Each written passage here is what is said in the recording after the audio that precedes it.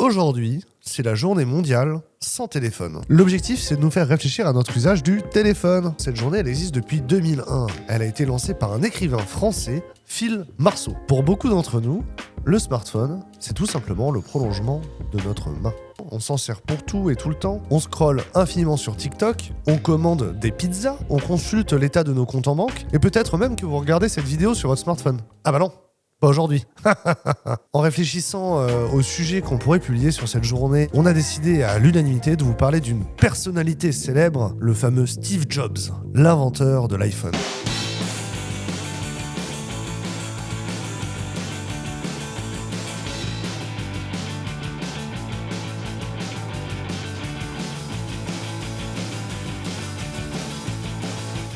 Steve Jobs, de son vrai nom, Abdul Latif Jamdali, oui, il était syrien, je ne le savais pas non plus, je l'apprends en lisant le script. Il est né le 24 février 1955 à San Francisco. Il est adopté par une famille de Californiens, les Jobs. Son père adoptif est machiniste. C'est ce qui va lui transmettre une passion pour l'ingénierie. Ils aiment les grosses machines.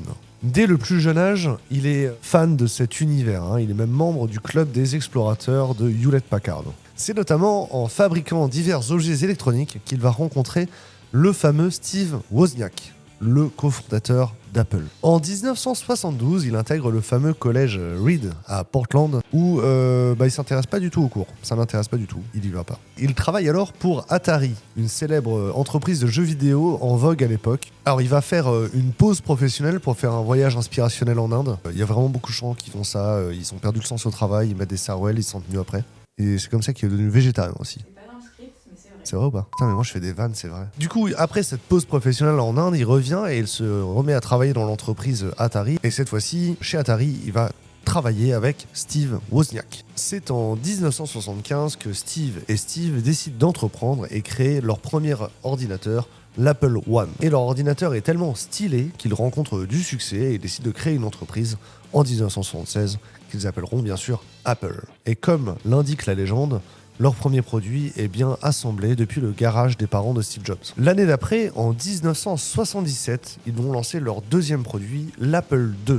Et l'Apple II ou Apple II rencontre un vrai succès commercial. Ça leur permet d'introduire en bourse la société Apple et les deux Steve deviennent millionnaires très très jeunes. Le premier Macintosh apparaîtra sur le marché en 1984. C'est le premier ordinateur d'Apple qui est vraiment destiné au grand public. C'est même un ordinateur qui présente une interface graphique et même une souris. Et si vous ne connaissez pas l'histoire de la souris, il faut vraiment aller voir la vidéo sur le créateur de la souris, l'inventeur de la souris, Douglas Engelbart. Dans la suite de l'histoire, Steve Jobs ne fait pas partie de l'histoire d'Apple. Concrètement, au niveau de la direction d'Apple, Steve Jobs, on va dire qu'il a échoué à créer un consensus autour de son projet. Et du coup, il est sorti du projet de la société.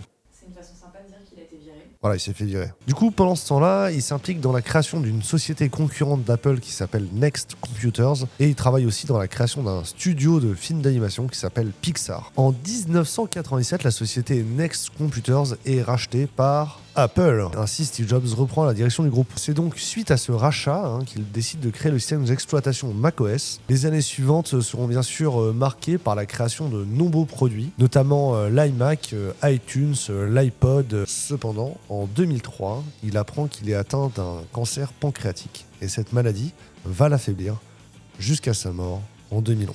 On retiendra de Steve Jobs bien sûr les cols roulés, les keynotes mythiques, le One More Things, les publicités bien sûr d'Apple qui sont mythiques parce qu'on va pas juste vous vendre un produit, on vend l'adhésion à un mouvement, à une cause. Et dans cette vidéo bien sûr on ne mentionnera pas tout ce qui est chiant autour de Steve Jobs, notamment le fait qu'il ait été une personne absolument affreuse avec laquelle travailler. Mais on a fait une vidéo sur les mauvais managers toxiques, je vous invite à aller la voir.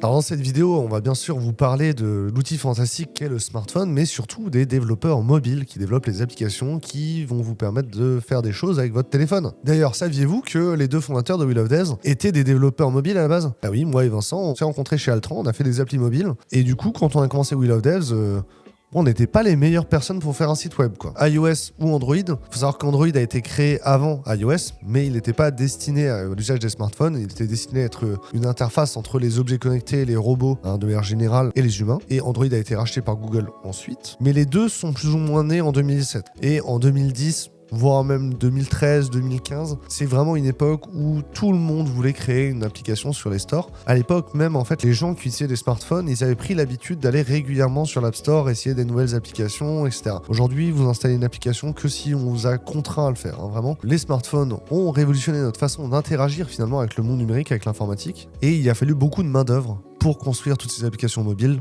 qui ne servent plus à rien aujourd'hui pour 99% d'entre elles. Je tiens à le dire, vraiment. Alors comment est-ce qu'on fait une application mobile? Alors déjà, il faut distinguer d'une part les applications natives. Donc sur le système d'exploitation d'Apple, iOS, on développe les applications avec Swift, et avant on utilisait beaucoup Objective-C, mais plus du tout aujourd'hui, et on développe son application contre le SDK d'Apple, le SDK iOS. Ces applications, elles vont fonctionner sur tous les appareils de la firme d'Apple. Ça inclut les iPads, et même aujourd'hui, avec Swift UI, ça inclut même les MacBook. Les applications pour les devices Android, elles sont développées contre le SDK Android. Alors avant, on les développait en Java et maintenant elles sont développées en Kotlin. La runtime, la machine d'exécution de l'application, au tout début, ça c'était la Dalvik VM et aujourd'hui, c'est une autre VM qui s'appelle Art. Le SDK et le système d'exploitation Android sont développés par l'Open Handset Alliance. C'est un projet qu'on appelle AOSP, Android Open Source Project. Il est financé finalement par tous les constructeurs de smartphones et Google et d'autres gens encore. Et ensuite, chaque constructeur de smartphone va faire un fork à partir du projet AOSP et faire sa propre distribution d'Android pour son smartphone, en rajoutant par exemple du code propriétaire, parfois même des SDK propriétaires. On a également tout un lot de technologies hybrides, et en premier lieu des technologies hybrides qui viennent du web, comme Cordova, AppAccelerator ou PhoneGap. Alors ça, le but c'est vraiment de créer des API en JavaScript et qu'on embarque une WebView pour faire une interface web et la faire tourner dans l'appli mobile. Ça fait des applis qui sont plus ou moins lourdes en fonction de comment on le fait. C'est pas très agréable à utiliser le plus souvent. On peut mentionner effectivement dans ce cas-là Ionic, qui est un framework front-end qui se base sur PhoneGap ou Cordova. Il y a également Titanium, il y a également Xamarin. Ça, c'est des technologies hybrides. Xamarin, c'est en .NET. Et j'ai vu des chouettes applications faites en Xamarin. Alors aujourd'hui, il y a deux frameworks hybrides cross-platform qui ont pris le dessus. Le premier, c'est React Native et Flutter. React Native, moi, j'ai kiffé. L'idée, c'est d'utiliser le même concept du moteur React pour le web, sauf qu'au lieu de faire un Shadow DOM et un DOM, on a une Shadow interface et derrière, il y a le moteur de rendu React Native qui va rendre une vraie interface en natif Android et iOS d'un côté. Mais la techno qui a pris le dessus aujourd'hui, qui est vraiment la plus tendance, c'est Flutter. Flutter qui n'utilise pas du tout l'interface native iOS ou Android, on est plus sur l'idée de peindre un tableau complet. Flutter prend le dessus. Le langage de programmation qu'on utilise pour Flutter, c'est le Dart. C'est très bizarre comme langage de programmation. Je n'en ai jamais fait, mais ça a pas l'air agréable. Après, c'est comme le café, hein, la première fois, on n'aime pas. Hein. Les devs mobiles, on va les retrouver principalement dans des agences web, dans des ESN spécialisées. Avant, il y avait même en fait des équipes mobiles directement dans les grandes ESN, Altran, Capgemini, etc. Ça n'existe plus trop. Maintenant, on va avoir des ESN spécialisés comme la mobilerie ou des studios de développement dédiés aux mobiles. Ça existe encore beaucoup. Alors, il y a effectivement aussi beaucoup de développeurs qui travaillent directement dans les grands comptes. Parfois en régie d'ailleurs, portés par ces ESN, mais beaucoup en interne. Toutes les applications que vous avez sur votre smartphone, la majorité que vous utilisez au quotidien, ça va être les applis de la banque, l'appli d'Orange, etc. Ces applications-là sont développées par des développeurs en natif. Il y a également beaucoup de startups,